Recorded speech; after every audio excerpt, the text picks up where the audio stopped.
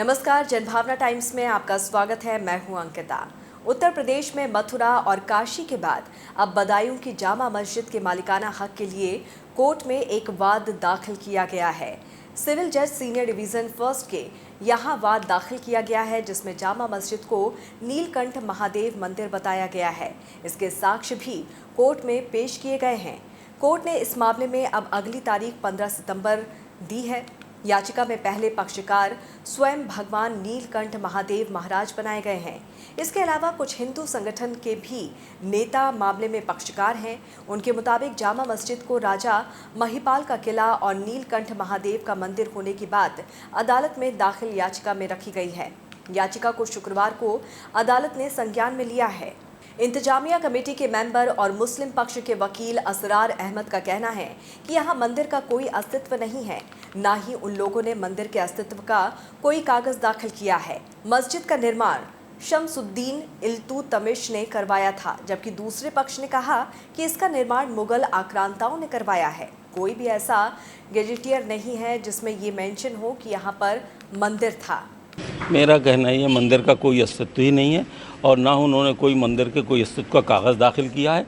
हमने preliminary objection कर दिया है कि सूट मेंटेनेबल नहीं है, तो उन्होंने दर्ज तो कर लिया, लेकिन मेंटेनेबिलिटी सुनने के लिए 15/9 तारीख लगा दी है। उसी मस्जिद की निर्माण किसने कराया, थोड़ा सा इसकी जानकारी। इस मस्जिद का निर्माण शमसुद्दीन अल्तमश ने कराया था। स्लेव डायनेस्टी में हुआ था, गुलाम वंश में, और उन्होंने जो है इसे ये कह दिया कि गुलाम जो है मुग़ल आक्रांता ने इसे कराया, जबकि उन्हें हिस्ट्री का ज्ञान भी नहीं है कि स्लेव डायनेस्टी और जो है मुग़ल आक्रांता में क्या फ़र्क है, उनके क्या पीरियड्स थे।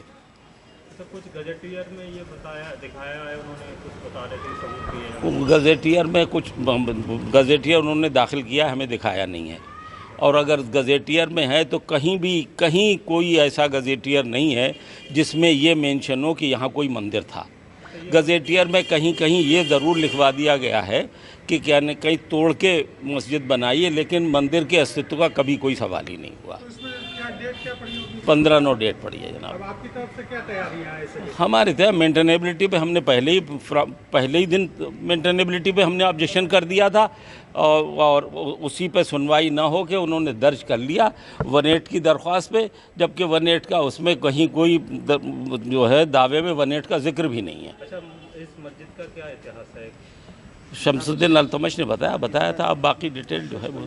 वहीं पूरे मामले पर इतिहासकार डॉक्टर मुजाहिद नाज का कहना है कि 12वीं ईस्वी में गुलाम वंश के राजा इल्तुतमिश ने इस मस्जिद को अपनी बेटी रजिया सुल्तान की पैदाइश के मौके पर मस्जिद का निर्माण करवाया था। ये मस्जिद लगभग 840 साल पुरानी है और उसी मजबूती के साथ आज भी खड़ी है।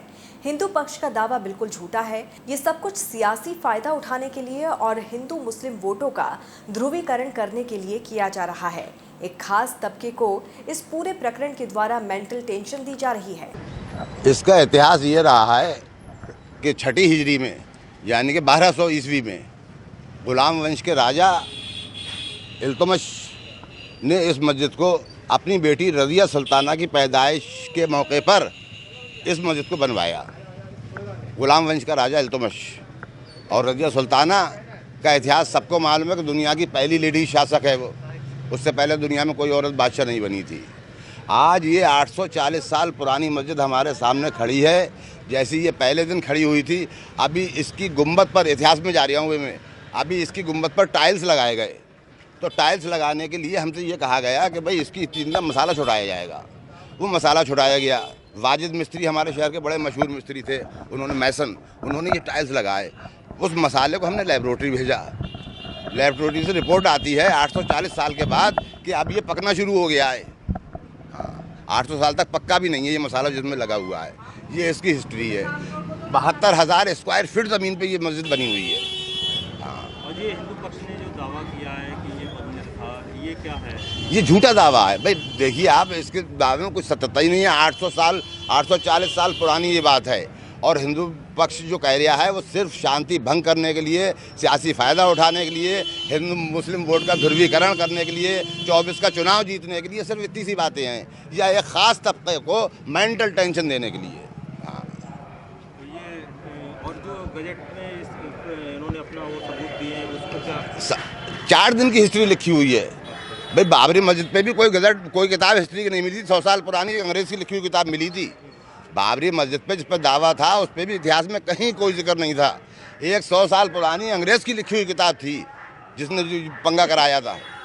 दो चीज़ें छोड़ कर अंग्रेज, कश्मीर और अयोध्या, आज तक निपट रहे हैं लोग उसे।